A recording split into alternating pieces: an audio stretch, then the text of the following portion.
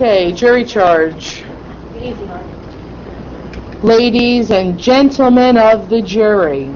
it is the law of this state that a man, when he enters into the marriage relation, takes upon himself the duty of supplying his wife with necessaries. And if through his own fault he does not,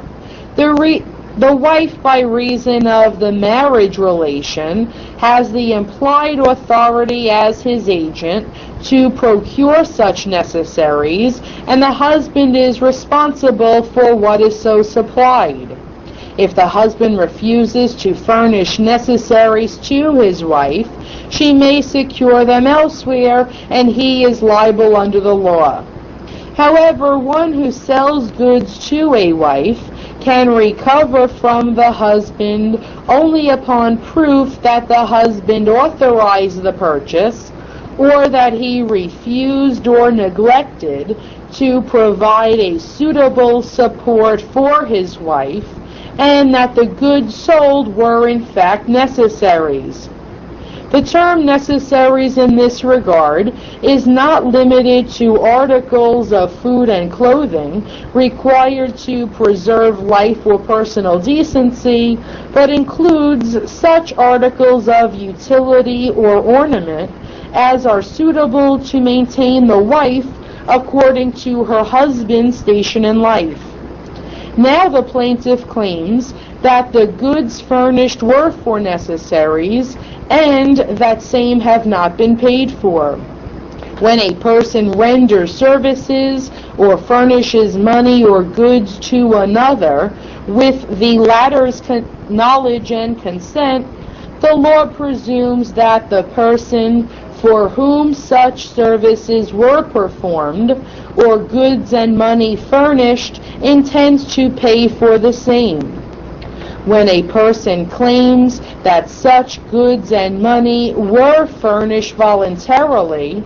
the burden of proof rests upon such person to prove by a preponderance of the evidence that such goods and money were furnished without expectation of compensation, or that the same were not to be paid for.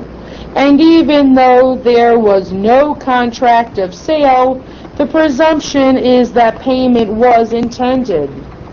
Knowledge to the wife in this case would be knowledge to the husband if the transactions with the plaintiff were for necessaries of life,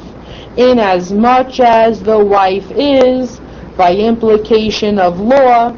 the agent of the husband in procuring necessaries for herself. The plaintiff cannot recover in this case except for the funeral expenses which are admitted, unless he expected to be paid for the goods and monies furnished by him. So if you find he gave these alleged necessaries to defendant's wife and expected no compensation, then he cannot recover except the funeral expenses. The burden of proof rests upon the plaintiff in this case to prove by the preponderance of the evidence what goods and money he actually furnished to the defendant's wife, and that such goods and money were necessaries for said wife and used by her as such, and what the value of said goods and money was, and that the defendant failed to supply necessaries to his wife. If you find that the goods and money so furnished were necessaries, and that defendant failed to suitably provide for his wife,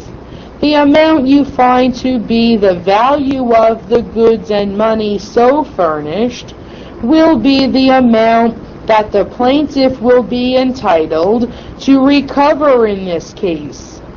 unless you find under the rules given you that the plaintiff did not expect compensation. To briefly sum up the issues, if you find under the rules given you from the evidence that the plaintiff furnished necessaries to the defendant's wife as claimed by him, and that such necessaries were not furnished gratuitously, and that defendant failed to suitably provide for his wife, then you will find a verdict in plaintiff's favor for the amount you find him entitled to.